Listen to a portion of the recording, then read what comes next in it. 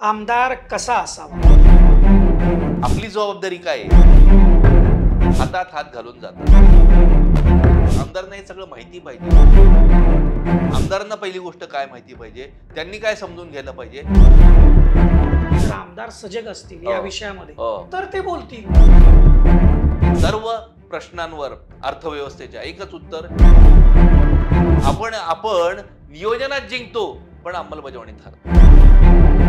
येत्या 4-5 वर्षात पुणे शहरातनं चालता येणार नाही. फेल्युअर हे आहे, दिस इज अ डाईंग सिटी. पैसा जातो कुठं? मूलभूत नियोजनाचा बट्ट्याबोळ आहे. लोकांनी लक्षात हे ठेवायला पाहिजे की आपल्या आमदारांना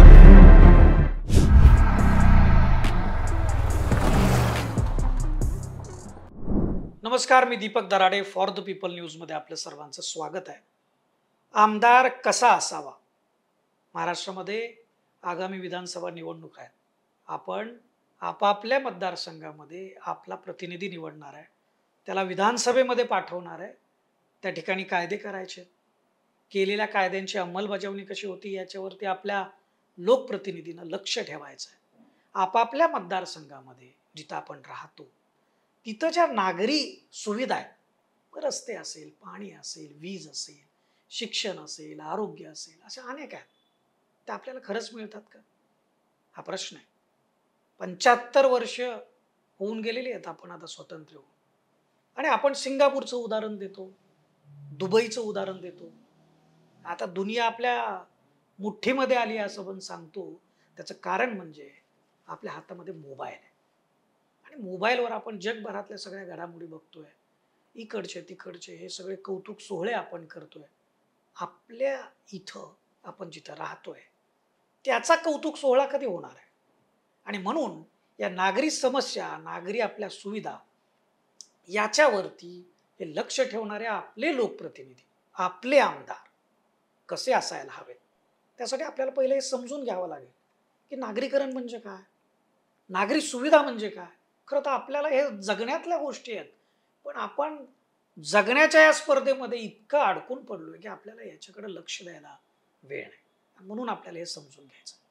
माझ्यासोबत ज्येष्ठ पत्रकार आणि पुढारीचे संपादक सुनील माळे आहेत. आपलं मनापासून स्वागत आहे. नमस्कार. एकूणच नागरीकरण हा तसा खूप मोठा विषय आहे, आणि आपल्याला अगदी थोडक्यामध्ये ह्या सगळ्या विषयांवरती बोलायचं आहे, समजून घ्यायचं. आणि लोकांना आता आगामी विधानसभेमध्ये त्यांचा लोकप्रतिनिधी निवडायचा आहे. तो कोणत्याही पार्टीचा असू द्यात, बरोबर, कोणत्याही विचारधारेचा असू द्यात, त्याच्याविषयी आपला आक्षेप नाहीये. परंतु तो प्रतिनिधी, लोकप्रतिनिधी हा खरंच लोकांसाठी काम करणार आहे का, हा खरा प्रश्न. म्हणून आमदार कसा असावा हे आपलं टायटल आहे त्यासाठी.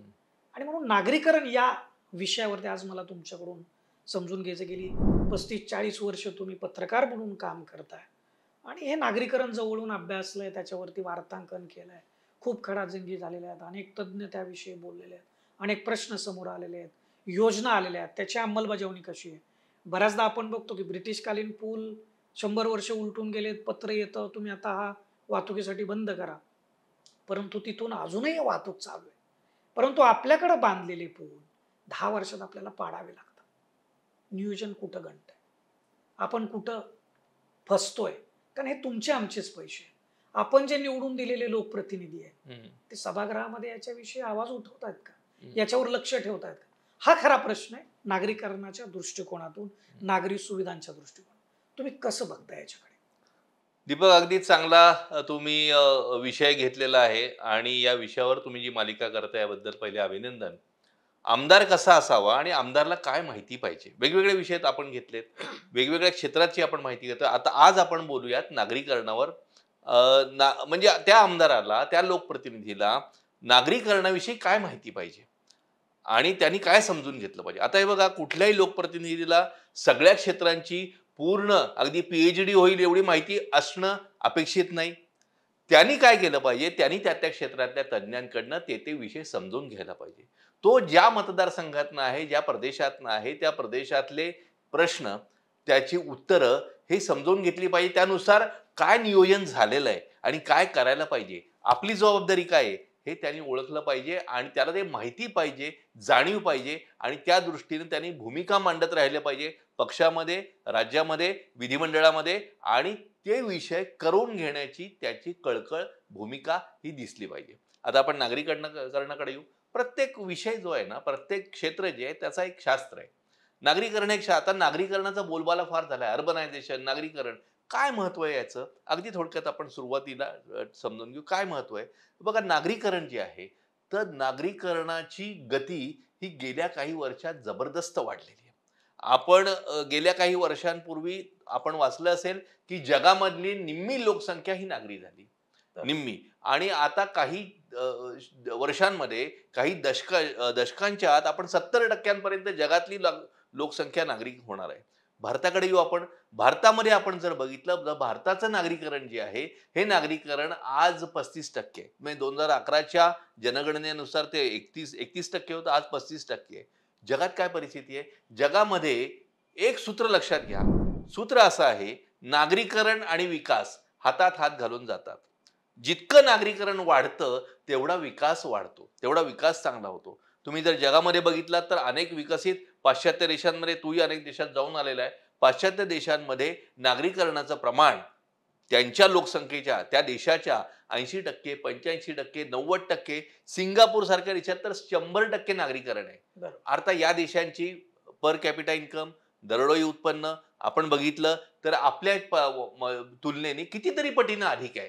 याचं काय कारण? याचं कारण नागरीकरण. जितकं नागरीकरण अधिक तितका विकास अधिक. आता नागरीकरण म्हणजे काय? परत अगदी थोडक्यात, अगदी 2 वाक्यात. एखादं गाव ज्या वेळेला मोठं खेडेगाव मोठं गाव होतं, गावाचं शहर होतं, शहराचं महानगर होतं. एक गाव शहर कधी होतं?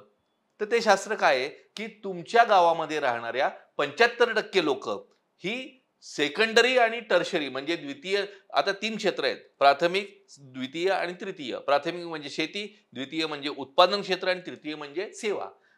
सेकंडरी आणि टर्शरी म्हणजे द्वितीय आणि तृतीय म्हणजे उत्पादन आणि सेवा या क्षेत्रांवर 75% मंडळी तुमच्या गावातली राहू लागली, की तुमचं गाव शहर झालं. मग एखादं गाव खूप मोठं असेल, पण तिथं शेतीवर राहणारे म्हणजे लोकसंख्येने मोठं असेल, पण शेतीवर राहणाऱ्यांची संख्या 80% असेल, त्याला शहर म्हणता येत नाही. बरोबर. त्यामुळे शहर काय आहे, की म्हणजे याचा अर्थ काय? उत्पादन वाढलं पाहिजे आणि सेवा क्षेत्र वाढलं पाहिजे. जसं उत्पादन वाढेल, पर कॅपिटा इन्कम वाढतं, तुमचं दरडोई उत्पन्न वाढतं आणि तुमच्या त्या भागाचा विकास होतो. त्यामुळं जसं नागरीकरण वाढेल, तसतसा विकास वाढतो. हे सूत्र लक्षात घेतलं तर आपण त्या दृष्टीनं आपल्याकडे बघितलं तर आपलं राज्य, महाराष्ट्र राज्याकडे येतोय आपण. 45% नागरीकरण झालंय. देशाचं आहे आज 2023-24ला 35%. 35% देशाचं असताना आपण 44-45% 45% आहोत.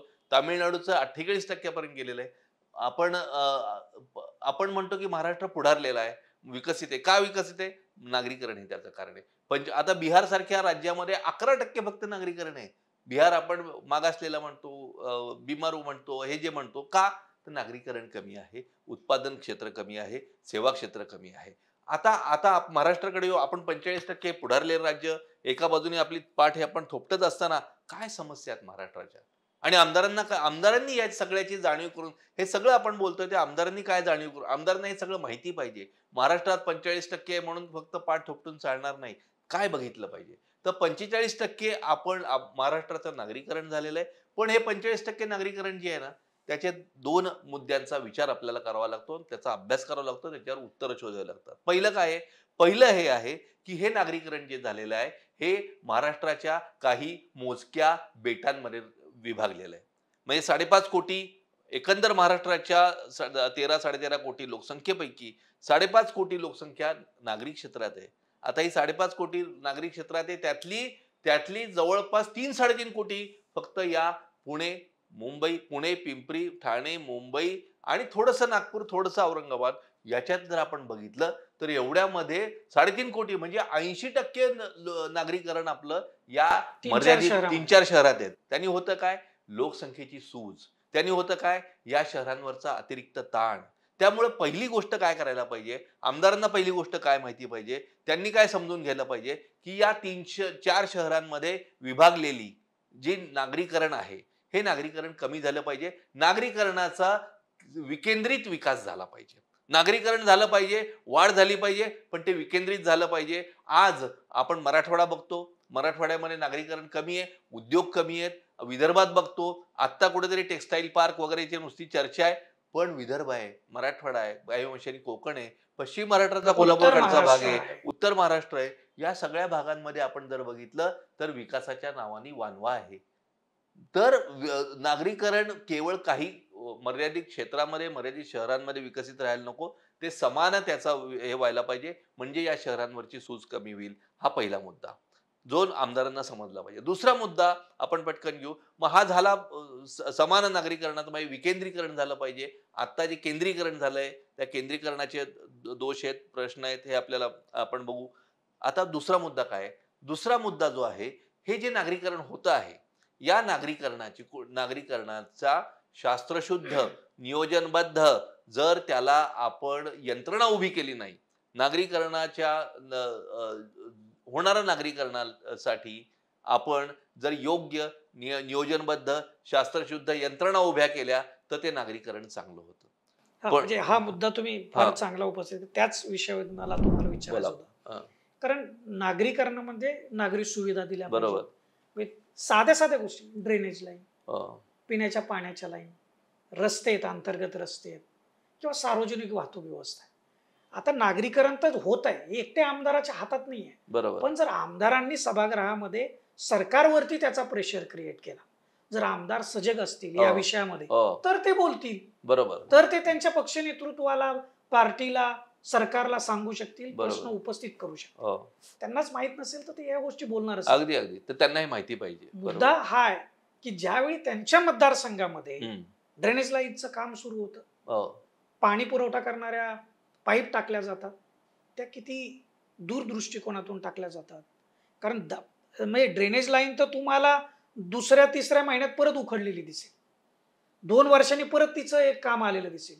फुटपाथ जे आहे, म्हणजे काही कामं महापालिकेकडून होतात, परंतु मतदारसंघ तर आमदारांचा आहे, त्यांच्याच अंडरमध्ये नगरसेवक वगैरे ही सगळी त्यांच्याच पक्षाची लोक असतात. तिथं काम करत असताना आमदार महापालिकेला किती पत्र देतो, किती त्या अधिकाऱ्यांकडं ह्या संबंधित विकासाच्या संदर्भामध्ये बरोबर. दूरदृष्टिकोनातून त्याचा हे पाठपुरावा. आहेच. हा हे विषय. हे हे दीपक तू बरोबर सांगितलं. पण आता यातली अनेक कामं जी आहेत ती स्थानिक स्वराज्य संस्थांची, नगरपालिका, महापालिकांची आहे. आमदारांनी त्यात पत्र देणं, लक्ष घालणं, पाठपुरावा करणं हे त्याच्या पातळीवर ठीक आहे. मला एका वेगळ्या अतिशय मूलभूत अशा विषयाकडे लक्ष वेधायचंय, जे आमदार म्हणून करायला पाहिजे. आमदार म्हणून त्याचं कर्तव्य आणि त्याला माहिती पाहिजे. काय महत्वाचं आहे? सगळ्यात महत्वाचा दीपक नागरीकरणाचा जो प्रश्न आहे, आज आपण आज नागरीकरणाचं शास्त्रशुद्ध नियोजन जे म्हणतो ते काय आहे? तो नगर नियोजनाचा आहे. नगर नियोजनाचा अभाव.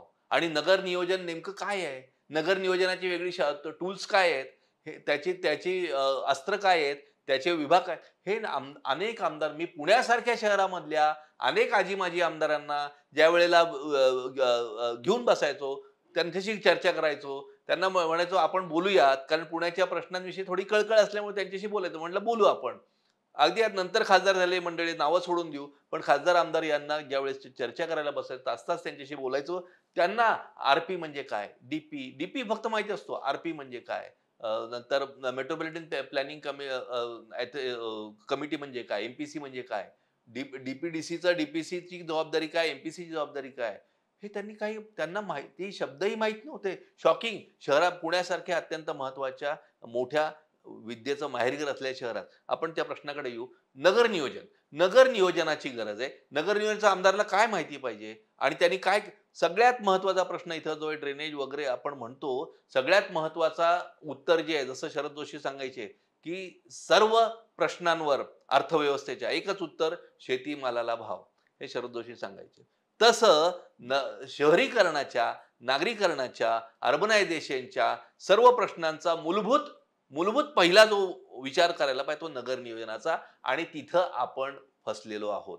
म्हणजे आपल्याकडं पूर्वी म्हटलं जायचं मराठे म्हणजे आपण सगळे मराठे जात नाही, मराठे आपण सर्व महाराष्ट्रात राहणारे मराठे, आपण मराठे हे युद्धात जिंकतो पण तहात हारतो, असं आपण म्हणायचो. युद्धात जिंकले तहात हारले. तसं आधुनिक काळातले आम्ही मराठे आता जे आहोत ते या राज्याचे नागरिक आहोत. आपण आपण नियोजनात जिंकतो, पण अंमलबजावणीत हारतो. नियोजन आपल्याकडे जबरदस्त आहे. कधी काही झालेलं आहे. 1966 मध्ये महाराष्ट्र राज्याने महाराष्ट्र नगर नियोजन कायदा आणला. जो 1961 मध्ये 60 मध्ये महाराष्ट्र स्थापन झालं आणि त्यानंतर तो कायदा करायला दिला धनंजयराव गाडगीळ यांना. थोर थोर अर्थतज्ञ, अर्थतज्ञ. थोर नियोजन तज्ञ त्यांना करायला दिला आणि त्यांनी 5-6 वर्षांमध्ये तो कायदा केला. तो कायदा काय केला? महाराष्ट्र नगर नियोजन कायदा, Maharashtra town planning act, MRTP. आता हा टाउन प्लॅनिंग ऍक्ट आहे. 2च गोष्टी सांगतो थोडक्यात. त्याच्यात म्हणजे 2च शस्त्र आहेत, 2 अस्त्र आहेत, जे रिजनल प्लॅनिंगचे आहेत, जे महाराष्ट्राच्या नागरीकरणाची उत्तर आहेत. म्हणजे DP, डेव्हलपमेंट प्लॅन, म्हणजे विकास आराखडा शहरांचा, तो आपल्यापैकी बऱ्याच जणांना माहिती असतो. दुसरा जो आहे तो म्हणजे RP, म्हणजे रिजनल प्लॅन, म्हणजे प्रादेशिक आराखडा. आता प्रादेशिक आराखड्यात विकास आराखड्यामध्ये त्या शहरांमध्ये असलेली वेगवेगळी आरक्षण आहेत. शाळा आहे, मैदान आहेत, उद्यान आहेत, अमुक ही सगळी ते आरक्षण आहेत. ती आरक्षण त्यांनी रस्त्यासाठी आहेत, पोस्ट ऑफिससाठी आहेत. त्या आरक्षणाची जागा ताब्यात घ्यायच्या आणि विकसित करायच्या, हे सगळ्यांना माहिती आहे. दुसरा जो आहे तो रिजनल प्लॅन आणि तो खूप महत्वाचा आहे. रिजनल प्लॅन म्हणजे काय? प्रादेशिक आराखडा म्हणजे काय? एखाद्या शहराची माणसं झेलण्याची क्षमता ही एक ठरलेली असते. पुण्याची ठरली आहे, मुंबईची ठरली आहे. पुण्यासारख्या शहरामध्ये समजा पुण्याचा भौगोलिक भाग लक्षात घेता तर या भागामध्ये माणसं झेलण्याची क्षमता जी आहे, समजा 1 कोटी आहे, आपण गृहीत धरू 1 कोटी आपली क्षमता आहे. तर 1 कोटीच्या पेक्षा 1.5 कोटी तिथं राहायला लागले, 1.25 कोटी राहायला लागले, 2 कोटी राहायला लागले, तर 1 कोटी माणसांना नागरी सुविधा देईल एवढ्या क्षमतेचं ते शहर, त्या सगळ्या नागरी सुविधा ज्या वेळेला तिथं माणसं वाढतात, दुप्पट होतात, त्यावेळेला त्या नागरी सुविधा कोलमडून पडतात. की कुणाचं अपयश आहे? कुणाचं अपयश? मग नुसतं तिथं ड्रेनेज करा आणि ते सिग्नल बदला, फुटपाथ कमी करा, या लिस्टिक पावडरनी होणार नाही. त्यांनी काय आहे, त्यांनी रिजनल प्लॅन हा 1966 मध्ये, 66 पासून आतापर्यंत किती 50-1 वर्ष होऊन गेली.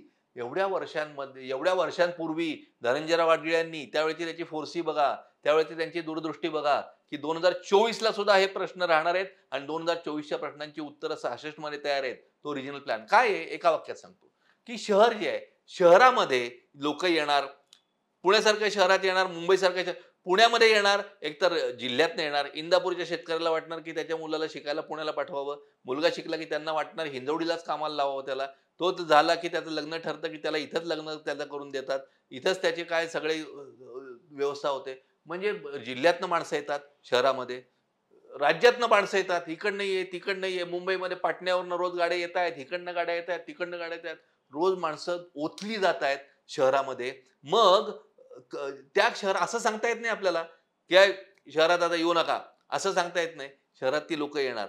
मग काय करायचं? त्यांनी 66 मध्ये ज्या रिजनल प्लॅन प्रादेशिक आराखड्यात सांगितलं, शहरामध्ये, शहराच्या बाजूला, शहराच्या भोवती एक 40 किलोमीटर अंतरावरची सॅटेलाइट टाउनशिपची एक कडी, म्हणजे स्वयंपूर्ण उपनगरांची एक कडी, आणि 100 किलोमीटर अंतरावर सॅटेलाइट टाउनशी, ग्रोथ सेंटरशी, म्हणजेच स्वयंपूर्ण उपनगरांची दुसरं कडं. असं करा. तिथं आता पुण्याचं उदाहरण घ्या समजा, तर पुण्यामधल्या बाळाराम मार्केटला, पुण्यामधल्या ज्ञानप्रबोधिनीला, पुण्यातल्या फर्ग्युसन कॉलेजला, पुण्यातल्या सगळ्यांना तिथं परवानगी द्या. तिथं बिझनेस उभा करा. लोक काय करतील? लोक बाहेरनं जी लोक येतील ती लोक थेट पुण्यावर येऊन आदळणार नाहीत. ती पुण्याच्या आसपास असलेल्या भागामध्ये राहतील, या सॅटेलाइट टाउनशिप मध्ये राहतील.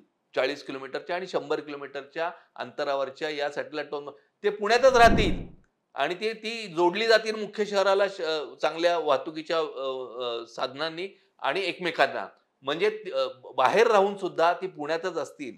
100 किलोमीटर अंतरावर राहणारा माणूस सुद्धा हा पुण्यातच राहील. पुण्याचं उदाहरण घेतोय. राज्यातल्या कुठल्याही शहराला लागू आहे, कुठल्याही जिल्ह्याला लागू आहे. हा रिजनल प्लॅन सर्व जिल्ह्यांनी करायचा आहे, केवळ पुणे नाही, सगळ्या जिल्ह्यांनी करायचा आहे. परिस्थिती काय? म्हणजे नियोजन, परफेक्ट नियोजन, की पुण्यावरचा ताण कमी करण्यासाठी पुण्यात लोक येऊ द्यात, जिल्ह्यावरचा मुंबईचा ताण कमी करण्यासाठी मुंबईत लोक येऊ द्यात, पण तो प्रॉपर मुंबईत राहणार नाही, मूळ मुंबईत राहणार नाही, आसपासच्या सॅटेलाइट टाउनशिप मध्ये विभागला जाईल. तो पण अजून एक प्रश्न जो आहे तो झोपडपट्ट्यांचा. दीपक, झोपडपट्ट्या शहरामधल्या नगर नियोजनाच्या चुकीच्या पद्धतीमुळं जे काही फळ आहे, म्हणजे वाईट फळ, ते एक झोपडपट्टी हे फळ आहे. म्हणजे नियोजन आपल्याकडे फसलेलं आहे. त्यामुळे आता आपण आरपी वगैरे जे बघितलं, त्यामुळे झोपडपट्ट्या ही त्याचं फळ आहे. झोपडपट्ट्या कशात किती झाल्यात? पुण्यासारख्या शहरात 40% नागरिक झोपडपट्ट्यात राहतात. हो, म्हणजे आणि मुंबई मुळात सारख्या म्हणजे शहरात जो माणूस झोपडपट्टीत हं, राहतोय हं, 70 वर्षापूर्वी, हं. त्याचं आजही घर झोपडपट्टीत आहे. झोपडपट्टी ते म्हणजे व हे विशेष आहे. पुण्यासारख्या शहरात 40% माणसं झोपडपट्टीत राहतात. मुंबईसारख्या शहरामध्ये झोपडपट्टी आणि कच्च्या घरात राहणाऱ्या माणसांची संख्या मधल्या एका रिपोर्टनुसार 58% पर्यंत गेली आहे. मुंबईच्या भूभागाच्या 7% भूभागावर 58% माणसं राहतात. 7%. आणि म्हणजे निम्म्याच्या वर लोक फक्त 60% भूभागावर राहतात, जिओग्राफिकल एरियावर राहतात आणि बाकी सगळेजण. असं विषमता आहे. त्यामुळे हे काय आहे? त्यामुळे झोपडपट्टी निर्मूलनाच्या अनेक योजना तयार झाल्या. इथं पुणे, मुंबई, नागपूर आणि पिंपरीला एसआरए म्हणजे झोपडपट्टी पुनर्वसन प्राधिकरण प्राधिकरण हे उत्तर नाहीये. काय करतायत? म्हणजे बघा उपाय जो आहे ना, उपाय काय करतायत? 11-11, 12-12 मधली इमारती बांधतात. जी लोकं आणि तिथं त्यांना काय 360, 370 काय त्यांचं स्क्वेअर फूट घर देतात. आता ज्या माणसं आयुष्य तू म्हणतो त्यामुळे 70 वर्ष आयुष्य गेले झोपडीत, त्याला 8व्या मजल्यावर त्याला त्याला राहताना प्रचंड प्रॉब्लेम येतात. बरं त्यांच्या ती सवय नाहीये. लिफ्ट खराब होते. लिफ्ट वापरायची आहे नाही. त्यांना अस्वच्छता चालू असते. त्यामुळं अस्वच्छ त्या बिल्डिंग होतात. उभी झोपडपट्टी होते. उपाय उपाय काय व्हायला पाहिजेत? एकाच वाक्यात 2च मुद्दा. उपाय याच्यावर काय? हे नुसते त्यांना त्या इमारतीमध्ये नेऊन कोंबा हा उपाय नाही. आणि काय होतं एकदा एकदा त्यांना कोंबलं ते गेले, तर 10 वर्षांनी पिढी वाढते. 10 वर्षांनी नवीन पिढी येते. एका 300 350 चौरस फुटामध्ये 4-5 माणसं राहत असतील, तर काही वर्षांनी तिथं 6 माणसं होतील, 8 माणसं होतील. कशी राहणार तिथं? नवी लोकं जी वाढतात, ते परत नवीन झोपडपट्टी करणार. उपाय आहे त्यांची क्रयशक्ती वाढवणं. उपाय आहे त्यांना रोजगार देणं. त्यांना रोजगार देऊन असं असं सक्षम करा, की ते परवडणारी घरं विकत घेऊ शकतील. घरं विकत घेऊ शकतील हे त्यांचं आर्थिक त्यांचं म्हणजे जे आर्थिक बळ आहे. सबलीकरण सबलीकरण परफेक्ट. आर्थिक सबलीकरण त्यांचं करणं, त्यांना रोजगार देणं, कौशल्य शिक्षण देणं हा उपाय आहे. फक्त हा उपाय नाही, पण झोपडपट्ट्यांचा प्रश्न आहे. आणि दुसरा एक प्रश्न मला जो सांगायचा आहे, तो म्हणजे मध्यंतरीच्या काळात सरकारनं युनिफाईड डीसी रूल काढले.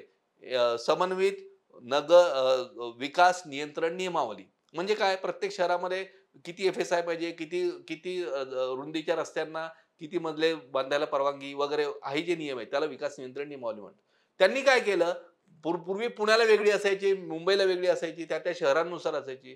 त्यांनी सगळ्या राज्यातल्या सगळ्या शहरांना, सगळ्या स्थानिक स्वराज्य संस्थांना एकच देऊन टाकली. त्यामुळे झालं काय, की पुण्यासारख्या शहरात किंवा इतर पिंपरीसारख्या शहरात, इतर शहरांमध्ये प्रचंड एफ-एस-आय निर्माण झाला. माहिती आहे त्यांनी सब घोडे 12% केलं. त्यामुळे आता येत्या 4-5 वर्षात पुणे शहरातनं चालता येणार नाही अशी परिस्थिती निर्माण, कारण एवढ्या उंच इमारती छोट्या-छोट्या रुंदीच्या रस्त्यांवर तयार होणार आहेत. कळलं का? त्यामुळं त्यामुळं हे अतिशय चुकीचं आहे. तर त्याचा पुनर्विचार झाला पाहिजे. आमदारांनी हे बघितलं पाहिजे. आमदारांनी याला जाब विचारला. किती लोकांना म्हणजे माहिती एकाच आहे ठिकाणी खूप मोठी लोकसंख्या होऊ शकते. हां, एका म्हणजे खूप लोकसंख्या अरुंद रस्ते, त्यांचा पार्किंगचा प्रश्न, त्यांचा पाण्याचा प्रश्न, त्यांच्या गटाराचा प्रश्न. मुंबईसारख्या शहरात जर आपण गेलो, तर त्या शहरांमध्ये जुन्या शहरात गिरगाव वगैरे, तर त्या मोठ्या इमारतींच्या खाली उंदरं, घुशी आणि ड्रेनेज लाईन फुटलेल्या असतात जुन्या चाळींच्या इमारतीमध्ये. म्हणजे दिसताना मुंबई मोठी आहे, पण जवळ गेलं तर हे जे आहे ना, तर तिथं चांगली यंत्रणा चांगली असायला पाहिजे. या दोन्ही गोष्टींचा आमदारांनी विचार केला पाहिजे. आमदारांनी यात लक्ष द्यावं. अनेक शहरांमधनं दीपक नद्या वाहतात. हं. आता या नद्या शहरात प्रवेश करताना स्वच्छ असतात. पण शहरात आल्यानंतर त्या गटारगंगा होतात. आपण मिठी नदी बघितली उल्हासनगरची. वेगवेगळ्या शहरात बघा, अनेक शहरांमध्ये बघा, प्रत्येक शहरामधले नद्या आहेत. आता या शहरांमधल्या ज्या नद्या आहेत, तर या नद्या का अशुद्ध होतात? एक तर तुम्ही बघाल तर तिथं कारखान्यांचं सांडपाणी जे आहे, तर ते सांडपाणी त्या नद्यांमध्ये डायरेक्ट थेट सोडून दिलं जातं. आणि तिथं त्या आम्ही एस-टी-पी प्लांट बसवले, सीवेज ट्रीटमेंट प्लांट किंवा एफ्लुएंट प्लांट बसवलेत असं ते कारखाने म्हणतात. पण प्रत्यक्षामध्ये ते चालू असतात, नसतात. प्रचंड नदी प्रदूषित होते. दुसरं वेगवेगळ्या भागातनं, वेगवेगळ्या उपनगरातनं अजून भुयारी गटार योजना नाही. अजून तिथं सुवेज ट्रीटमेंट प्लांट नाही. म्हणजे म्हणजे मलनिस्सारण निस्सारण प्रकल्प नाही, प्रकल्प नाही. की त्यांच्यावर प्रक्रिया करून ते सोडणं, हे प्रक्रिया नाही. त्यामुळं नद्यांच्या गटारगंगा झाल्या. पूर्वी नद्या एवढ्या स्वच्छ होत्या आणि प्रचंड प्रॉब्लेम आहेत. पुण्यात बघाल तर उजनीच्या भागामध्ये जे पाणी सोडलं जातं, काही काही ठिकाणी प्यायला, काही काही ठिकाणी अंघोळीला, काही काही ठिकाणी कपडे धुवायला ते वापरतात. तर अशा राज्यातल्या सगळ्या नद्यांच्या शुद्धीकरणासाठी आणि आपापल्या भागातल्या नद्यांच्या शुद्धीकरणासाठी काय काय उपाययोजना आहेत, आमदारांनी बघितलं पाहिजे. नद्या शुद्ध केल्या पाहिजेत आणि तुमच्या शहराचं ते एक वैभव झालं पाहिजे. तुमचा प्रश्न म्हणजे हे सगळं विश्लेषण हो. लक्षात आलं. माझा दुसरा याच्यावरच प्रश्न आहे हां. की नेमकं फेल्युअर कसं हां, झालं? परफेक्ट. म्हणजे मी अगदी त्याच तुम्ही बरोबर. म्हटलं की नियोजन फेल्युअर फार काय आहे? होतं. फेल्युअर काय आहे? फेल्युअर कसं हे झालं? हे कायदा झाला. त्या कायद्यानुसार काही वर्षांपूर्वी मी याची बातमी आणि या नगर नियोजनाच्या आवड असल्यामुळे मी त्याच्या बातम्या केल्या. अनेक वर्ष करतोय आणि पाहतोय. तर मी ज्यावेळी आढावा घेतला, 16 जिल्ह्यांचा दीपक फक्त रिजनल प्लॅन तयार झाला होता. 16 जिल्ह्यांचा. बाकी व्हायचाच होता. आणि आपण कुठल्याच पक्षाच्या बाजूचे नाही. पत्रकार निष्पक्ष असला पाहिजे. पण देवेंद्र फडणवीस ज्या वेळेला मुख्यमंत्री झाले, नाव जरूर घ्यायला पाहिजे, की त्यांनी आदेश असा दिला, एका वर्षात उरलेल्या सर्व जिल्ह्यांचे रिजनल प्लॅन करा. हा त्यांनी आदेश दिला. आता आपल्याकडे मीडियात सुद्धा त्याचं महत्त्व म्हणजे रिजनल प्लॅनचं महत्त्व नेमकं काय, हे त्या नगर नियोजनाच्या बातम्या करणाऱ्यांना कळलं पाहिजे. त्यांनी त्या त्या पाठपुरावा केला. पण ते जाऊ देत सगळं. पण त्यांनी जो आदेश दिला त्यानुसार तयार होत आहेत. पण ते सगळे कागदावर आहेत. जे तुझा प्रश्न जो होता फेल्युअर का? तर फेल्युअर हे आहे, ते अंमलबजावणी करण्याची यंत्रणाच नाही. कागदावर फक्त रिजनल प्लॅन आले. पुण्यात 1996 मध्ये शरद पवारांच्या अध्यक्षतेखाली रिजनल प्लॅन झाला, अंमलात आला. 96चा आता तो नवीन करायची गरज आहे. अंमलात आला, पण अंमलबजावणी कोण करणार? अंमलबजावणी करण्याची यंत्रणाच नाही. कलेक्टरकडे ती यंत्रणा नाही, नाही, म्हणजे वेळ मी नाही. असं ऐकलं की आपल्या महानगरपालिकेमध्ये सुद्धा नगर नियोजनकार कोणी नाहीयेच आहे म्हणजे. महापालिकेचं हे नुसतं काम नाही, हा प्रदेश, हा हां, जिल्ह्याचं म्हणजे काम आहे. हा जिल्ह्याचं आणि जिल्ह्याचं काम आहे. पण ही यंत्रणा नाही. मध्यंतरी एकच वाक्य सांगतो आणि मग आपण पुढे जाऊ, की मध्यंतरीच्या काळात आपल्याकडच्या नगर विकास खात्यामधल्या अधिकाऱ्यांनी एक असा छान हे तयार केला, प्रपोजल तयार केलं. त्यात असं म्हटलं होतं, गुजरातमध्ये मात्र केलेलं, गुजरातमध्ये याची अंमलबजावणी व्हावी यासाठी त्यांनी यंत्रणा उभ्या केल्या. तर आपण ते प्रपोजल असं केलं, प्रस्ताव असा केला, की गुजरातच्या धर्तीवर या प्रादेशिक आराखड्यांची अंमलबजावणी करण्याची यंत्रणा महाराष्ट्रात सुद्धा उभी करावी, असं त्यांनी मंत्रालयात दिला. पण अजूनही अनेक वर्ष झाली तरी तो तसाच पडून आहे. अजून आपल्याकडे झालेला नाही. तुम्ही लक्षात घ्या, की अंमलबजावणी डोळसपणे केली, मग कोणी केली पाहिजे? सरकारांनी केली पाहिजे. सरकारमधल्या मंत्र्यांनी केली पाहिजे. आमदारांनी लक्ष घातलं पाहिजे. प्रत्येक आमदारांनी सांगितलं पाहिजे, माझ्या जिल्ह्यामधला रिजनल प्लॅन कुठे आहे? मग माझ्या जिल्ह्यामधल्या जिल्ह्याच्या आसपास असणारे भाग कसे विकसित होतील? म्हणजे आमदार कसा असावा तर असा. असा आमदार असावा, की ज्याला माझ्या जिल्ह्यातनं पुण्याला, मुंबईला लोक मुलं शिकल्यानंतर ते जाता कामा नयेत.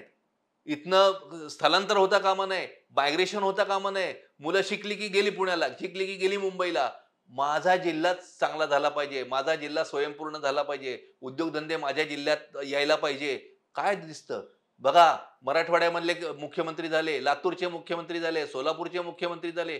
सोलापूर परिसराची परिस्थिती बघा, लातूर परिसराची परिस्थिती बघा. काही ठराविक अपवाद वगळता उद्योग आलेत का? तुम्ही मला सांगा, मराठवाड्यामध्ये एवढे मुख्यमंत्री झाले का उद्योग? मग मुख्यमंत्र्यांपासनं मंत्र्यांपर्यंत आणि मंत्र्यांपासनं आमदारांपर्यंत सगळे लोकप्रतिनिधी आहेत, सगळे विधिमंडळाचे सदस्य आहेत. त्यांनी आपापल्या जिल्ह्यामध्ये का नाही केलं हे? एक तर माहिती नाही या नियोजनाची, दुसरं आच नाही, कळकळ नाही. आपल्या जिल्ह्याचा विकास व्हावा याची कळकळ नाही. आपल्या जिल्ह्यामध्ये विकास होण्यासाठी ही यंत्रणा आहे, अशा प्रकारचे नियम आहेत, अशा प्रकारच्या योजना राबवल्या पाहिजेत, हा आराखडा अंमलात यायला पाहिजे आणि आपला जिल्हा हा उद्योग, सेवा यांनी मोठा झाला पाहिजे, त्याचं पर कॅपिटा इन्कम वाढलं पाहिजे, भरभराट झाली पाहिजे आपल्या जिल्ह्याची. याची कोणालाच फिकीर नाही. प्रत्येकाला आपल्या मतदारसंघामध्ये डीपीसी मध्ये, आता डीपीसी, पूर्वी डीपीडीसी होतं, डीपीसीतनं किती निधी येईल, मग कुठं आम्ही किरकोळ कामं करू, मग दिसणारी कामं करून लोकांची मतं कशी मिळवू, व्हिजन नाही, नो व्हिजन. या इथल्या आमदारांना मी विचारतो, इथल्या लोकप्रतिनिधींना विचारतो, इथल्या मुख्यमंत्र्यांना विचारतो, की हे विजन नगर नियोजनाचं तुम्ही दाखवाल का? आपण मला वाटतं पुढच्या याच्याकडे वळूयात नागरी समस्येकडे नगर नियोजनात. पण हा नगर नियोजन हा सर्वात मोठा आहे, सर्वात महत्त्वाचा आहे. सर्व लोकप्रतिनिधींनी याच्यावर विचार करून आपल्या राज्यामधल्या सगळ्या भागांमध्ये अशा प्रकारचं नियोजन प्रत्यक्षात आलं पाहिजे. यंत्रणा उभी राहिली पाहिजे, उद्योग वाढले पाहिजेत. तरच महाराष्ट्राचा विकास, नागरीकरण हे समन्वित होईल, हे विकेंद्रित होईल आणि पूर्ण महाराष्ट्र हा विकसित झाल्याचं आपल्याला दिसेल. तुम्ही जे हे सगळं विश्लेषण केलं, गेल्या वर्षी MIT स्कूल ऑफ गव्हर्नमेंटच्या वतीनं मुंबईमध्ये एक राष्ट्रीय आमदार परिषद झाली हं. आणि त्याच्यामध्ये ही बिगर राजकीय परिषद होती. देशभरातले 2000हून अधिक आमदार आले. खरं ते आश्चर्यकारक होतं, कारण ऐतिहासिक अशी परिषद झाली. आमदार त्या ठिकाणी प्रशिक्षण दिलं जाणार होतं. योजना कशा राबवल्या जातात, NGOचा कसा तुम्हाला आधार घेता येतो, वेगवेगळे फंडिंग जे आहेत, CSR फंड आहेत, त्याचा तुम्ही फायदा तुमच्या मतदारसंघामध्ये कुठल्या योजनांसाठी घेत, अशा प्रकारचं ते सगळं मार्गदर्शन होतं आणि 2000हून आमदार आले. तर गेल्या वर्षी ही परिषद झाली. म्हणजे अशा परिषदांची किती उपयुक्तता तुम्हाला वाटते? कारण राहुल कराडांनी फार छान पद्धतीनं ही कॉन्सेप्ट ही खरं तर दिली आहे. पण आता ही पुढं सातत्यानं व्हायला पाहिजे. तुम्ही कसं बघताय? नियोजन का म्हणजे त्यांच्या कराडांच्या उद्दिष्टाविषयी आपण काही त्यांचा उद्दिष्ट एकदम चांगला की असं व्हावं. घेणाऱ्यांनी, येणाऱ्या आमदारांनी केवळ आपल्याला उपस्थित राहायचंय म्हणून उपस्थित राहणं हे चुकीचं आहे. त्यात आपण काय घेऊन चाललोय, टेक अवे काय घेऊन चाललेलो आहे आपण या परिषदेतनं. आपल्या इथं कसं राबवता येईल, माझा तालुका, माझा जिल्हा, माझा मतदारसंघ कसा विकसित करता येईल आणि आणि हे काय काय कसं कसं यात घेता येईल, हे त्या आमदारांच्या डोळसपणे त्यांनी केलं तरच त्याचं. नाही तर नुसत्या कॉन्क्लेव्ह, नुसत्या परिषदा आणि त्याला नुसती उपस्थिती 5 स्टार हॉटेलमध्ये, याला काहीही अर्थ असत नाही.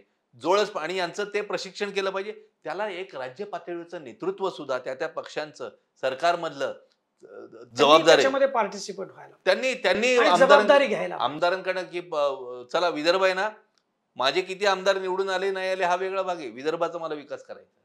मराठवाडा आहे ना, मराठवाड्याचा विकास. मग मराठवाड्यातल्या आमदारांना बोलवून त्यांच्या प्रत्येक तालुक्यामध्ये, प्रत्येक तालुक्याची काय परिस्थिती आहे. अतिशय वाईट चाळीसगाव सारख्या ठिकाणी जा तुम्ही, इकडे जा, अहो उद्योग अजिबात नाहीत.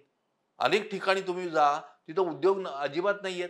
तिथले पर कॅपिटा इन्कम एकदम कमी, लोक अशी उदास गावं पडलेली आहेत, हे आपण बघतो. त्यामुळे ह्या सगळ्या आमदारांची जबाबदारी आहे, मला वाटतं त्यांनी घेतली पाहिजे. तीच त्यांनी घेतली आता पाहिजे. तुम्ही नगर नियोजनाचं फार उत्तम विश्लेषण केलंय, मार्गदर्शन केलंय.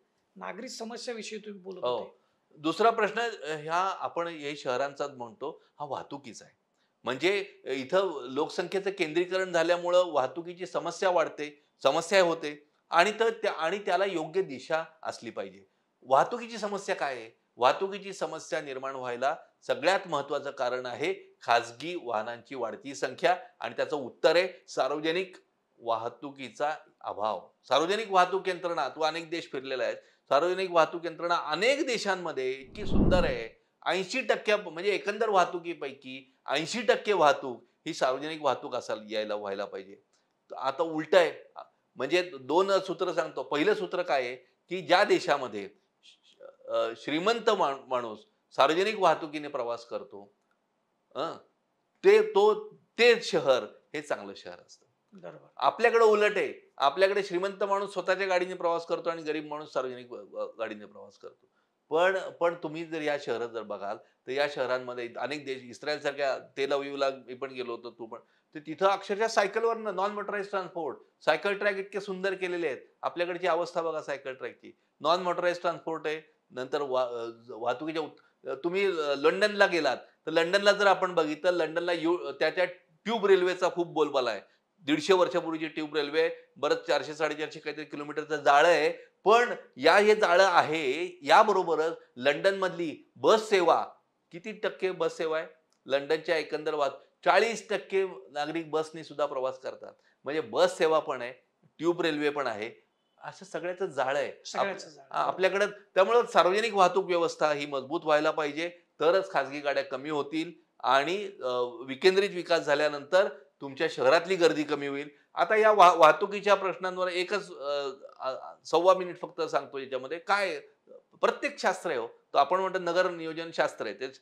तसं वाहतूक हे शास्त्र आहे. काय शास्त्र आहे? आपण आता बघितलं, पुण्यामध्ये बघितलं, मुंबईत मेट्रोचे चालू झाल्या, दोन दोन रूट चालू झाले पुण्यात मेट्रोचे. अरे वा, मेट्रो रूट चालू झाले, वाहतुकीचा प्रश्न सुटतं. एका 2 रूटनी वाहतुकीचा प्रश्न सुटणार नाही. 4 रूट करून सुटणार नाही. काय असं केलं पाहिजे? मुळात कोणत्याही शहराचं नियोजन जे आहे, ते नियोजन ते फक्त शहरांच्या जुन्या हद्दीपुरतं मर्यादित असता कामा नये. आता पुण्यासारख्या शहराचा, मुंबईसारख्या शहराचा, मोठ्या शहरांचा बघाल तर आता पुण्यात PMR, Pune metropolitan region, Pune महानगर, ज्यावेळी नियोजनाला बसाल कोणत्याही, तर पुणे महानगरचं नियोजन असलं पाहिजे. वाहतुकीचं पुणे महानगर डोळ्यासमोर ठेवून तुम्ही केलं पाहिजे. सकाळीपासनं कशा कशा लोक जातात कामाला, कुठून येतात, कुठले रूट हेवी आहेत, त्याच्यावर कशा वाहतुकीच्या सेवा पुरत, आणि ते इंटिग्रेटेड पाहिजे. बघा एकाच मिनिटात की तिथं का मेट्रो केली, मग साधी बस का नाही केली? तर शास्त्र आहे. शास्त्र असं, 8,000 प्रवासी एका दिशेला एका तासाला, म्हणजे पर डायरेक्शन पर आवर, PDPH, एका दिशेला एका तासाला 8,000 प्रवासी जाऊ इच्छित असतील तर साधी बस पुरते. जर एका दिशेला एका तासाला एका रूटवर, आता युनिव्हर्सिटी पासून जाणारा जो आपण रस्ता बघू, युनिव्हर्सिटी ते समजा आपण डेक्कन म्हणू, या रूटला किंवा स्टेशन म्हणू, या रूटला जर 8,000 लोक जाऊ इच्छित असतील तर साधी बस पुरते. ही जर लोक एका तासाला एका दिशेला 15,000 ची संख्या गेली तर BRT लागते, आणि ती तर 20,000 पर्यंत गेली तर तुम्हाला मोनोरेल सारखी यंत्रणा पाहिजे. हीच संख्या 25,000 पर्यंत गेली एका तासाला एका दिशेला तर लाईट मेट्रो रेल, 40,000 पर्यंत ते 60,000 पर्यंत गेली तर मीडियम मेट्रो रेल, 60,000 पासून 1,00,000 पर्यंत गेली तर हेवी मेट्रो रेल. अशा वेगवेगळे मोड्स करायची गरज आहे, आणि त्या वेगवेगळे मोड त्या रूटच्या वारंवारितेवर, प्रवासी संख्येवर अवलंबून असतात. आणि हे सगळे जे आहेत, हे सगळ्याचं इंटिग्रेशन पाहिजे, एकमेकांशी जोडली गेलेली पाहिजे. कालच बातमी आहे पुण्यातलं, आपण एक उदाहरण घेऊ. पुण्यामधली नगर रोडची BRT काढून टाकली, पहिला टप्पा काढला. कालचीच बातमी आहे, पेपरवर तुम्ही बघितलं असेल, 300 मीटरची BRT हा अत्यंत सुंदर, अनेक देशांमध्ये चालू असलेला, गरिबांचा, आपल्याकडे काय होतं चॅनलवर, आपल्याकडे काय होतं पेपरमध्ये, आपल्याकडे काय होतं टीव्हीवर, कोण बोलतं? व्होकल लोक बोलतात, श्रीमंत लोक बोलतात, कारमधनं जाणारे लोक बोलतात. जे बोलू शकतात, जे तुमच्यापर्यंत पोहोचू शकतात, चॅनल पर्यंत पोहोचू शकतात, हे कोण आहेत? हे श्रीमंत लोक आहेत. हे यांचा गरीब लोकांचा आवाज कोण पडणार? जो माणूस BRTने जातो त्याची प्रतिक्रिया घ्या. तो म्हणतोय की माझी BRT मी आज, आणि तुम्ही खरंच बघाल तर BRTने जाणारा एक माणूस काल काय म्हटला, ती BRT काढून टाकली नगर रोडची. लोक म्हटले वा वा, माझी कार जायला मला आता चांगला रस्ता झाला. माणूस BRTने जाणारा माणूस काय म्हटला की आता या सगळ्या वाहतुकीच्या, मी BRTने जात होतो तर या BRTने मी वेगात पोहोचत होतो, वेळेत पोहोचत होतो, वेगात पोहोचत होतो. पण आता काय झालंय, आता या सगळ्या वाहतुकीच्या मध्ये आमची बस सुद्धा अडकणार. आणि हा वर्ग मोठा आहे, बोलू शकत नाही, चॅनल पर्यंत येऊ शकत नाही, त्यांच्यापर्यंत जायला पाहिजे. त्या वर्गासाठी आपल्याला, त्यामुळे वाहतुकीची यंत्रणा जी आहे, सार्वजनिक वाहतूक यंत्रणा मजबूत केली पाहिजे. वेगवेगळ्या मोड्स असले पाहिजे, इंटरलेटेड पाहिजे, इंटिग्रेटेड पाहिजे, 0 माईल कनेक्टिव्हिटी पाहिजे. तुमच्या घरापासून BRT पर्यंत, BRT पासून मेट्रो पर्यंत जायला वेगवेगळे मोड्स पाहिजेत. आणि तुम्ही सार्वजनिक तुमच्या तिथं पार्किंगची व्यवस्था पाहिजे. आता तुम्ही बघेल, स्वारगेटला जर गेलात, पुण्याचं परत एक उदाहरण घेतो, आपण सगळ्या राज्याविषयीच बोलतोय. स्वारगेटला गेला तर स्वारगेट PMPच्या स्टँड वरती कॉलम काढून ठेवलेत अनेक वर्षांपासून. का? तिथं पार्किंगसाठी. कोणाचं लक्ष नाही. ते पार्किंग जर तिथं झालं तर भिलारवाडीचा माणूस तिथं जाऊन गाडी लावेल, तिथनं तो BRTनी किंवा आता मेट्रोनी तिथनं येईल. कोणाचं? हे सगळं ट्रान्सपोर्ट प्लॅन जो आहे हा व्यवस्थित राबवला पाहिजे. PMR म्हणून राबवला पाहिजे, MMR म्हणून राबवला पाहिजे. मुंबईत काही अंशी प्लॅनिंग चालू आहे, पण सगळीकडे तो राबवला पाहिजे. सार्वजनिक वाहतूक व्यवस्था मजबूत करणं हाच याच्यावरचा उपाय. पण आपल्याकडे होत नाही. एक शेवटचंच वाक्य त्यात सांगतो, प्लॅनिंग जे आहे ना, इतकं चुकीचं प्लॅनिंग केलं जात आहे. आता बघा, हिंजवडीवरनं PMRD आता मेट्रो आणतीये, 3री लाईनची काम चालू आहे, तुमच्या जवळच आहे इथनं. तर काम चालू आहे. हिंजवडीला 4-5 लाख लोक रोज जातात आणि पुण्यात परत येतात. 4-5 लाख लोक सकाळी जाताना आणि संध्याकाळी येताना. प्रचंड ट्रॅफिक जॅम, 3-3 तास. म्हणून माझं वाक्य आहे, दिस इज अ डाईंग सिटी. मरणाच्या ओठावरचं हे शहर आहे. तुम्ही सिंहगड रोडला जा, संतोष हॉलपाशी संध्याकाळी जाऊन उभं राहा. तुम्ही संध्याकाळी सिंहगड रोडला, नगर रोडला जा, संध्याकाळी खराडीला जा. संध्याकाळी तुम्ही कोथरूडच्या चौकात जाऊन उभं राहा. हडपसर रोडला. हडपसर रोडला प्रचंड भयंकर वाईट, दत्तनगरच्या पोलीस बस स्टँडला जाऊन उभं राहा. या सगळीकडे तुम्ही पुण्यात फिरलात तर संध्याकाळी भयावह अवस्था आहे. भयावह. दिस इज अ डाईंग सिटी. मरणाच्या ओठावरचं शहर आहे. का? तर पब्लिक काय प्लॅनिंग करतायत? 4-5 लाख लोक सकाळी हिंजवडीला जात आहेत आणि संध्याकाळी परत. मग काय केलं त्यांनी? त्या लोकांना जाण्या येण्यासाठी हिंजवडीला त्यांनी मेट्रो उभारायचं ठरवलं. वरवर पाहताना अरे वा वा छान आहे. माझ्या दृष्टीनं हे चुकीचं प्लॅनिंग आहे. काय प्लॅनिंग पाहिजे? हिंजवडीला जर 4-5 लाख लोक रोज सकाळी कामाला जात असतील तर हिंजवडीच्या आसपासच तिथं चांगलं, आता जसं आपण सॅटेलाइट टाउन म्हटलं तसंच चांगलं सॅटेलाइट टाउन, सगळी यंत्रणा असणारं, सगळ्या सुखसोयी असणारं, सगळे बिझनेस डिस्ट्रिक्ट असणारं, तिथं मॉल आहे, तिथं शाळा आहे, तिथं कॉलेज आहे, तिथं सगळ्या गोष्टी आहेत. पुण्यात जे आहे ते सगळं तिथं आहे. असं एक चांगलं सॅटेलाइट टाउन उभारलं असतं तो लोक तिथल्या हिंजवडीला गेली असती, कामाला गेली असती, परत तिथंच गेली असती 2-4-5 किलोमीटर अंतरावर. एवढ्या लांब ना तुम्ही पुण्यात आणून 5 लाख लोकांना ओतणार आणि परत सकाळी नेणार. काय नियोजन आहे हे? हे नियोजनच चुकीचं आहे. म्हणून आपल्याकडे जो रिजनल प्लॅनचं नियोजन होतं त्यामध्ये ते झालं असतं. नवीन नवीन संकल्पना येत आहेत, जगामध्ये नवीन संकल्पना येत आहेत, त्या घ्या. काय जगात संकल्पना आहेत? तू फिरलेला आहेस, तू बघितलेलं आहे. संकल्पना जगातली नवीन काय आहे? Walk to work. बघा, वॉक टू वर्क ही संकल्पना आहे. तुम्ही अनेक पाश्चात्य देशात जा. माझ्या कामाच्या जागेपासून मला माझं कामाचं जागा आणि घर मी राहतो तिथनं माझ्या कामाचं ठिकाण हे चालत जाण्याच्या अंतरावर असलं पाहिजे. करा प्रयत्न त्याचा. 80% लोक तरी येऊ द्यात तशी. मी चालत जाईल. मी 2-4 किलोमीटरवरच माझं कामाचं ठिकाण आहे आणि संध्याकाळी मी परत येईल. वॉक टू वर्क ही संकल्पना आहे. जगभर आता या संकल्पनेचा बोलबाला होतोय. तुम्ही बघा, नेट बघा, हे बघा, सगळं तुम्हाला दिसेल की वॉक टू वर्क. का वॉक टू वर्क हिंजवडीला आपण करत नाही? का आणतो? हे जे प्रश्न 10,000 कोटी रुपये खर्च करून आपण आणतो इथं ती मेट्रो, आणि इथं शहरामध्ये जिथं लोकसंख्येचं पूर्ण केंद्रीकरण आहे तिथं आणून 5 लाख माणसं ओततो आणि सकाळी परत नेतो. याने कोणाचा फायदा होणार आहे? मेट्रो चालवणाऱ्यांचा फायदा होणार आहे, त्या कंपन्यांचा फायदा होणार आहे. काम केलं म्हणून राज्यकर्ते पाठ थोपटायला मोकळे राहणार आहेत. पण हे मूलभूत नियोजनाचा बट्ट्याबोळ आहे. त्यामुळं ह्या सगळ्याचा विचार केला पाहिजे. आणि आमदारांनी हे माहिती लोकप्रतिनिधींना हे माहिती पाहिजे. त्यांनी याकडे बघितलं पाहिजे. लिव्हेबल सिटी याचा पण बोलबाला आहे. राहण्यायोग्य शहर, लिव्हेबल सिटी, सुखद शहर, भाषांतर वगैरे तयार आहे तुमच्याकडे. काय लिव्हेबल सिटीची व्याख्या काय? लिव्हेबल सिटी म्हणजे एका वाक्यात लिव्हेबल सिटी म्हणजे काय माहितीये का? लिव्हेबल सिटी म्हणजे मेट्रो चांगली आहे, लिव्हेबल सिटी म्हणजे अमुक आहे, प्रशस्त मॉल आहेत, असं नाही. लिव्हेबल सिटी म्हणजे काय? कोणत्याही माणसाला दिवसभरामधला त्याचा तो किती वेळ कुटुंबासाठी काढू शकतो, तो जितका जास्त वेळ कुटुंबासाठी काढू शकेल ती सिटी लिव्हेबल.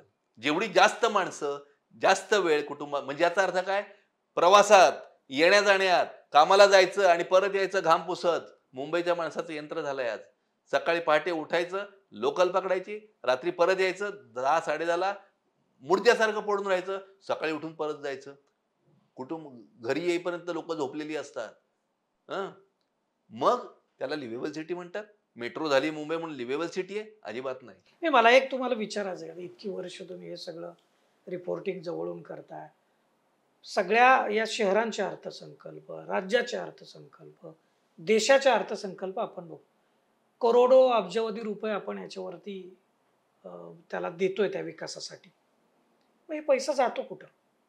आपण जे लोकप्रतिनिधी निवडतोय, आपले आमदार निवडतोय, ते राज्याचा अर्थसंकल्पातून ज्या काही निधी तुमच्या मतदारसंघासाठी, तुमच्या शहरासाठी येतो, त्याची अंमलबजावणी नीट व्हावी याच्याकडे लक्ष देत नाही. लोकांनी काय, म्हणजे हा माझा शेवटचा प्रश्न आहे तुम्हाला, की लोकांनी आता निवडणुकीला सामोरं जाताना, वोट देताना, मतदान करताना काय लक्षात ठेवलं पाहिजे?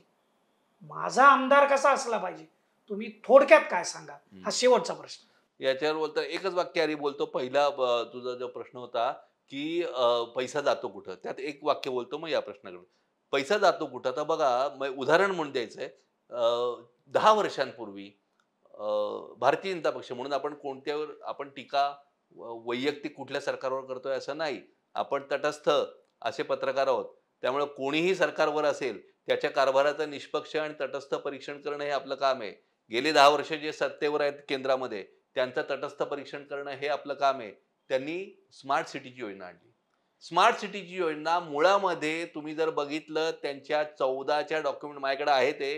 14चं त्यांनी जे डॉक्युमेंट केलं होतं, कल्पना मांडली होती सुरुवातीला, ती कल्पना स्मार्ट सिटीची अशी होती, तुम्हाला आठवत असेल 500 जुळी शहरं, ट्विन सिटीज त्यांचा शब्द होता. हां. नंतर जे उपराष्ट्रपती झाले तर त्यांनी तो तयार केला होता माझ्या मते. व्यंकय्या नायडू. हां, त्यांनी तयार केलं होतं. तर ट्विन सिटी, 500 ट्विन सिटी, अतिशय सुंदर योजना होती. आत्ता आपण जे म्हणतोय सॅटेलाइट टाउनशिप्स, तीच ती योजना होती. ट्विन सिटी म्हणजे पुण्यावरचा ताण कमी करायला शेजारी, जळगाववरचा ताण कमी करायला शेजारी, धुळ्यावरचा औरंगाबादचा ताण कमी करायला शेजारी वेगळं वेगळं शहर. ही कल्पना होती. हे त्यांनी मांडलेलं आहे.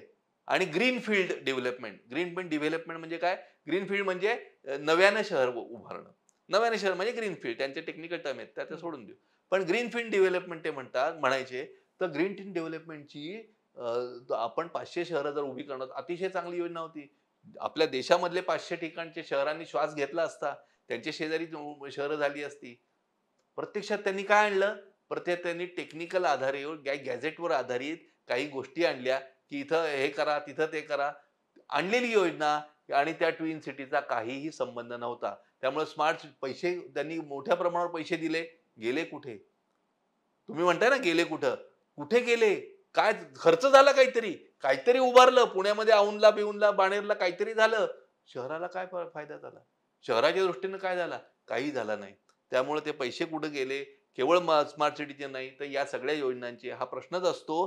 पण आपल्याला या दृष्टीनं आमदारांनी विचार करायला पाहिजे. तुझा प्रश्न जो होता तो निवडणुकीला सामोरं जाताना आता लोकांनी लक्षात हे ठेवायला पाहिजे, की आपल्या आमदारांना आपल्या मतदारसंघाचे, आपल्या शहरांचे, आपल्या नागरिकांचे प्रश्न माहिती आहेत का? त्या प्रश्नांना जी उत्तरं आहेत, ती उत्तरं आणि ते नियोजन याची त्यांना जाणीव आहे का? आणि त्याची त्यांना जाणीव नसेल तर त्यांनी त्यांची परीक्षा घ्यावी. त्यांना सांगावं, की हे प्रश्न आहेत आणि ही उत्तरं आहेत. तुम्ही काय करणार? तुम्ही याची उत्तरं काय करणार? तुम्ही उद्या विधिमंडळात मुंबईत जाऊन बसणार आहात तर फक्त हात वर कर आणि होय बा, तुमचा जो प्रतोद सांगेल, लीडर सांगेल पार्टीचा, तिथं फक्त हात वर करण्यापुरती तुम्ही तिथं आमदार राहणार आहात, मौनी आमदार राहणार आहात का? आपल्या मतदारसंघाचे प्रश्न उभं राहून मांडणार आहात? आपल्या मतदारसंघाची उत्तरं सोडून. आणि नुसते प्रश्न मांडू नका. विधानसभेत आता कॅमेरे आहेत, त्यामुळे तिथं चमकोगिरी करायला लोक उभे राहतात वगैरे, ते होतील. ते महत्वाचं नाहीये. महत्वाचं काय आहे? वेगवेगळ्या खात्यात जाऊन आपल्या शहराची, आपल्या मतदारसंघाचे, नागरीकरणाच्या समस्यांचे प्रश्न, त्यांच्या योजना या कुठं अडकल्या आहेत, त्या कशा करता येतील, कुठपर्यंत त्या आहेत, याचा पाठपुरावा करणं, नव्याने योजना आखणं आणि त्याची जाण असून आपल्या शहराला, आपल्या तालुक्याला आणि आपल्या शहराच्या परिसराचा विकास समन्वित कसा होईल याची जाण त्या लोकप्रतिनिधीला आणि आमदाराला आहे का, हे लोकांनी हे तपासलं पाहिजे. प्रश्न विचारले पाहिजेत. त्यांना ते करायला भाग पाडलं. जनमताचा रेटा शेवटचा माझा मुद्दा तुम्ही अगदी मुद्द्यावर आलेला आहे. पण आता हे चर्चेत कसं आणायचं हा खरा मुद्दा आहे. यात अगदी महत्वाचा बरोबर प्रश्न कसे विचारायचा प्रश्नाला अशा अनेक मुलाखतीत सांगतात की वा फार छान प्रश्न विचारला तुम्ही. त्या मुलाखत घेण्यालाही बरं वाटतं. पण तरी खरंच चांगला या प्रश्नाला खरं का हा प्रश्न जो आहे ना, याचं उत्तर चर्चेत कसं आणायचं हे काय माहिती का? आज गरज काय निर्माण झालीये? आज हे जाणारे सर्व आमदार, म्हणजे आपण फक्त आता विधानसभेची निवडणूक म्हणतो म्हणून आता आमदार बोलतोय. लोकप्रतिनिधी आणि आमदार हे जे आहे ना, या आमदारांना निवडून दिल्यानंतर त्यांना 5 वर्षानंतर पर्यंत आपण काही करू शकत नाही. आज गरज काय आहे? चर्चेत कसं आणायचं हा तुझा स्पेसिफिक अगदी बरोबर प्रश्न आहे. त्याला उत्तर काय? जनमताचा रेटा. एक जनमताचा रेटा, एक निष्पक्ष व्यासपीठ प्रत्येक मतदारसंघात असं तयार झालं पाहिजे. सर्व पक्षीय जोडे बाहेर काढून लोकांनी त्यात आलं पाहिजे. तज्ज्ञांनी आलं पाहिजे, जाणकारांनी आलं पाहिजे, हितचिंतकांनी आलं पाहिजे, कळकळ असणाऱ्या नागरिकांनी आलं पाहिजे. त्या मंचावर त्यांनी या प्रश्नांची चर्चा केली पाहिजे. तज्ज्ञांना बोलवलं पाहिजे, आमदारांना बोलवलं पाहिजे. त्यांना सांगितलं पाहिजे हे प्रश्न आहेत, ही उत्तर आहेत. तज्ज्ञ हे सांगतायत, आम्हाला असं वाटतं हे उत्तरांचं असं झालेलं आहे, तुम्ही करत नाही, तुम्ही काय करणार? असं त्यांना अधनमधनं विचारत राहिलं पाहिजे, त्यांच्याकडनं करवून घ्यायला पाहिजे. जनमताच्या रेट्याशिवाय इथले लोकप्रतिनिधी हलणार नाहीत आणि जनमत सुस्त पडलेलं आहे आज. लोक फक्त म्हणजे बोलतात, सगळं काय करायचं दुसऱ्यानी करायचं. लोक फक्त सोशल मीडियावर बोलतात. तिथल्या तिथं आपण जसे पिंग टाकतात ना, तसे पिंग टाकून मोकळे होतात. व्हेरी सॉरी टू से. पण त्या लोकांना फक्त सोशल मीडियावर बोलता येणं, अभिव्यक्त होणं म्हणजे फार काही इथं क्रांती झाली मला वाटत नाही. मला असं वाटतं लोकांची पण जबाबदारी आहे. लोकांनी फक्त तिथं आपली मतं मांडून काहीतरी शेलकी मतं मांडतात आणि पुढे जातात, उथळ मतं मांडतात त्या सगळ्या सोशल मीडियावर. त्याची जी जबाबदारी आहे लोकांची, ही जनमताचा रेटा करून त्या आमदाराला बोलवणं, जाब विचारणं हे लोकांनी केलं तर या सगळ्या प्रक्रियेला एक अर्थ प्राप्त. फार चांगलं विश्लेषण आणि खरं तर मार्गदर्शन केलं असं मी म्हणेन. कारण इतक्या वर्षाचा अनुभव आहे. त्या अनुभवातून जी काही शिदोरी तुम्हाला मिळाली आहे या सगळ्या नागरीकरणाच्या संदर्भातली, नागरी समस्यांच्या संदर्भातली, ती तुम्ही आज आमच्याबरोबर शेअर केली, आम्हाला वेळ दिला, त्याबद्दल मनापासून धन्यवाद. नागरीकरण आणि नागरी समस्या म्हणजे विधानसभा निवडणूक अगदी तोंडावर आहे. ही मुलाखत कदाचित तुमच्यापर्यंत येईपर्यंत कदाचित आचारसंहिता सुद्धा लागू शकते, अशी परिस्थिती आत्ता आपल्या राज्यामध्ये आहे आणि तुम्ही मतदान करायला जाणार आहे. आवर्जून हे जे सगळं डिस्कशन आहे, ही जी चर्चा आहे, ही तुम्ही लक्षात घ्या. आजूबाजूच्या तुमच्या ओळखीच्या लोकांनाही सांगा. याच्या संदर्भामध्ये एक मंथन करा तुम्ही. आपण 75 वर्षाच्या पुढे आहोत हे विसरू नका. आपण आपल्या पुढच्या पिढीला कोणत्या पद्धतीचं शहर, कोणत्या पद्धतीचं आपलं गाव त्यांच्या हातात सोपवणार आहे, कोणत्या पद्धतीचा समाज त्यांच्या हातात सोपवणार आहे, याचा विचार करा आणि याची उत्तरं आपल्याला याच जन्मात द्यायची आहेत. हे पण तुमचं मध्ये भान असू द्या. आम्ही महाराष्ट्रामध्ये आमदार कसा असावा ही सिरीज घेऊन येतोय. ही त्याची सुरुवात आहे आणि सगळ्याच प्रश्नाच्या संदर्भामध्ये आम्हाला कुणाचं पारडं जड आहे आणि कोण वरचढ आहे ह्याच्यामध्ये जास्त इंटरेस्ट नाही आहे. आम्हाला इंटरेस्ट आहे तुमच्या प्रश्नांमध्ये, आम्हाला इंटरेस्ट आहे तुमच्या विकासामध्ये, शाश्वत विकासामध्ये. हे शहर जगण्यासाठी अतिशय सुंदर कसं असेल, आपल्या आजूबाजूचं गाव, आपला तालुका, आपला जिल्हा, आपलं राज्य आणि आपला देश. खरं तर हे विश्वाची माझे घर असं म्हटलं आणि मग परत तुझं माझं करत बसायचं, याच्यामध्ये अर्थ नाही. म्हणून हा सगळाच समाज कसा समृद्ध होईल याच्या दृष्टिकोनातून आपल्याला पावलं टाकावी लागतील आणि त्याची सुरुवात ही आपल्यापासून करावी लागेल. म्हणून आमदार कसा असावा याची निवड तुम्हाला करायची. विचार करा. आम्ही येतोच आहे. धन्यवाद. भारत दुनिया का सबसे बड़ा लोकतंत्र और एनएलसी भारत देश का सबसे बड़ा गैर राजनीतिक मंच. शक्तिशाली लोकतंत्र के लिए राहुल कराट का सार्थक कदम. मुंबई में हुआ ऐतिहासिक प्रथम राष्ट्रीय विधायक सम्मेलन.